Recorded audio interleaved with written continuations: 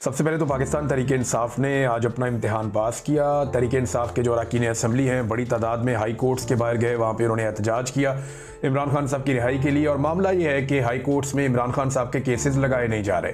जब इमरान खान साहब को सजाएं सुनानी थी तो आधी आधी रात तक अदालतें लगाई गई, जेल के अंदर जो है वो जजों को पहुंचाया गया।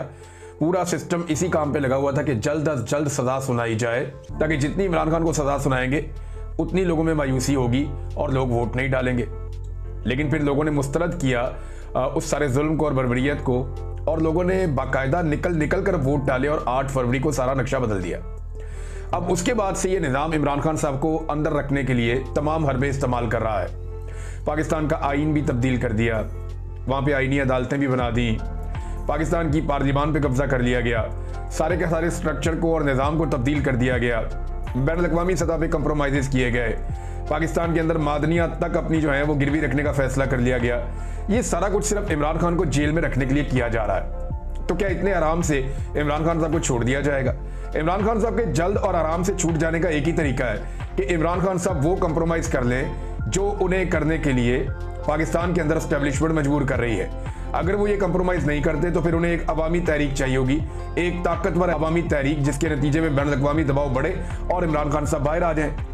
लेकिन अच्छी बात यह है कि लोगों ने यह साबित किया कि वो फसाइयत के सामने झुक नहीं रहे। पाकिस्तान तहरीक इंसाफ के जो ओहदेदारान हैं या जो अरकान असम्बली हैं वो हाई कोर्ट्स के बाहर पहुंचे, स्पेशली इस्लामाबाद हाई कोर्ट और लाहौर हाई कोर्ट में आलिया हमजा साहिबा और बाकी लोग।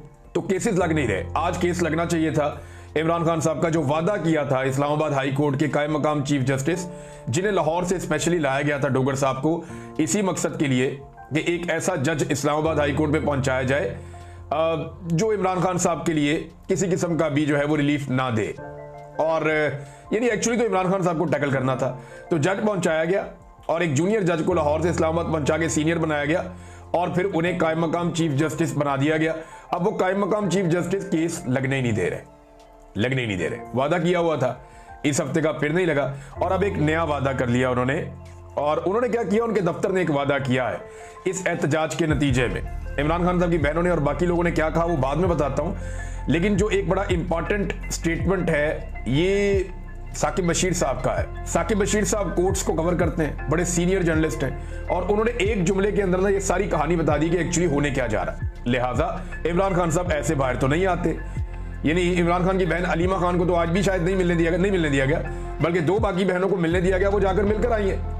वो इमरान खान साहब ने क्या कहा वो मैं आपको नेक्स्ट वीलॉग में सारी तफसीलात आपके सामने रख दूंगा। इकट्ठी सारी हम कर लेते हैं कि क्या क्या इमरान खान साहब ने कहा। लेकिन अलीमा खान साहब ने कहा कि केस लगेगा तो रिहाई होगी ना, केस ही नहीं लग रहे तो रिहाई कैसे होगी?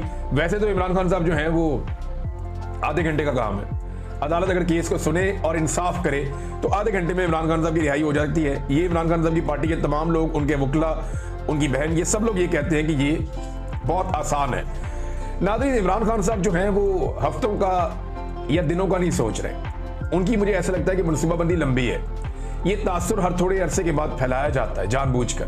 मैं पहले दिन से एक ही बात कर रहा हूं कि अदालतों के ऊपर से जिस वक्त दबाव खत्म हो गया इमरान खान साहब बाहर आ जाएंगे। जिस वक्त अदालतों में इंसाफ मिल गया उस दिन इमरान खान साहब बाहर आ जाएंगे। इंसाफ अदालतों में तब तक नहीं मिल सकता जब तक कि अदालतों के ऊपर कंट्रोल है मिलिट्री एस्टेब्लिशमेंट का, और मिलिट्री एस्टेब्लिशमेंट इस कंट्रोल को छोड़ने पे तैयार नहीं है। तो इमरान खान साहब एक बड़ी तहरीक की तैयारी कर रहे हैं कि पूरे मुल्क में बैक वक्त एक बड़ी तहरीक खड़ी की जाए।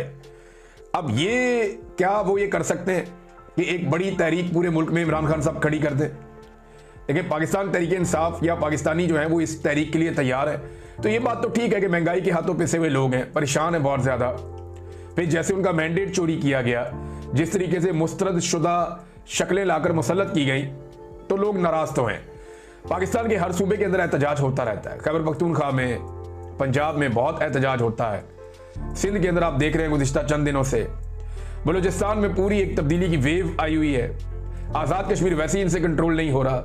अगर आप ये सारी चीजें इकट्ठी करें तो आपको समझ आ जानी चाहिए। गिलगित बल्तिस्तान आप चले जाएं, बेशक वहां के हालात आप देख लें कि इस वक्त पूरे मुल्क में लावा पक रहा है। इस वक्त पूरे मुल्क के अंदर जो है वो एक सियासी बारूद तैयार है जिसको एक चिंगारी लगने की जरूरत है। लेकिन इससे पहले पाकिस्तान तहरीक इंसाफ जो हिकमत अमली बनाती थी ना, वो ये बनाती थी कि चलो इस्लामाबाद की तरफ, तो वो अपनी एक मंजिल बना लेते थे। तो इस्लामाबाद को कंटेनर लगा के बंद कर दिया जाता था। सिंध की पुलिस की ड्यूटी लगती थी 2 से 3 मेन शाहराहों पे, तो वो चंद 100 पुलिस वाले मिलकर लोगों को रोक पाते थे। 2-2.5 हजार पुलिस वाले हो तो काम हो जाता है। उसके बाद जनाब पंजाब में जो पुलिस थी उनकी ड्यूटी लग जाती थी जीटी रोड पे, मुल्तान रोड पे और मोटरवे पे, और वो भी रोक लेते थे पंजाब से आने वाले जुलूसों को। इसी तरह से जो खैबर पख्तूनख्वा से लोग आते थे उन्हें मोटरवे पे और सी पैक पे रोक लिया जाता था। जो कश्मीर से आना चाह रहे होते थे उन्हें भी एक जगह पे रोक लिया जाता था। तो इस वजह से इस्लामाबाद पहुंचने का जो एक पूरा अमल था वो तात्तुल का शिकार होता था। लोगों की बहुत बड़ी तादाद नहीं पहुंच सकती थी, लोग वहां आ नहीं सकते थे। हुकूमत के पास जो वसाइल है वो कम होने के बावजूद वो उनको मौसर तरीके से इस्तेमाल कर देते थे। लेकिन अब सवाल ये पैदा होता है कि अगर पूरे मुल्क में ही एहतजाज शुरू हो जाए तो हुकूमत कैसे कंट्रोल करेगी। इस पे जुनैद अकबर साहब से सहाफ़ी बात कर रहे थे। जुनैद अकबर साहब पाकिस्तान वापस आ गए हैं, एहतजाज के अंदर शामिल भी हुए। तो जुनैद अकबर साहब ने अब दावा किया कि गुज़िश्ता गलतियों को नहीं दोहराया जाएगा। पहले हम सारे इस्लामाबाद की तरफ बढ़ जाते थे, अब सिर्फ इस्लामाबाद पर इन्हिसार नहीं करेंगे।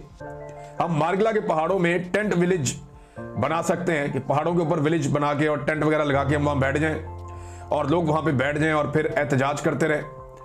जबकि उन्होंने ये भी कहा कि खैबर पख्तूनख्वा, रावलपिंडी और इस्लामाबाद के अवाम दारुल हुकूमत को बंद कर देंगे इस्लामाबाद को, और पूरे मुल्क में एहतजाज होगा और पूरा मुल्क बंद कर दिया जाएगा। यानी जो बलूचिस्तान के अवाम है वो बलूचिस्तान को बंद करेंगे, वहाँ दारुल हुकूमत में और सराउंडिंग में वो एहतजाज वहाँ पे करेंगे।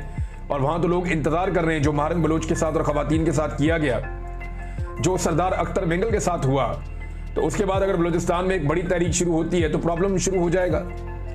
सिंध के अंदर जो हालात है वो आपके सामने बताने की जरूरत नहीं है। इंटीरियर सिंध हो, कराची हो, हैदराबाद हो, हर तरफ अवाम रोजाना की बुनियादों पर अपनी मदद आपके तहत भी निकलती है और क़यादत के साथ भी निकलती है।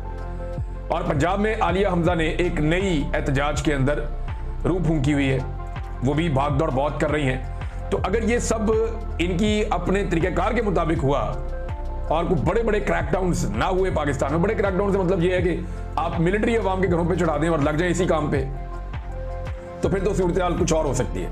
अब लोग हथियार तो उठा नहीं सकते लेकिन एहतजाज कर सकते हैं। इमरान खान साहब का नया हिकमत अमली है और इस नई हिकमत अमली के तहत वो पूरा मुल्क बंद करना चाहते हैं। क्या वो कर सकते हैं या इतनी कैपेसिटी इस वक्त पाकिस्तान तहरीक इंसाफ में, आवाम में है?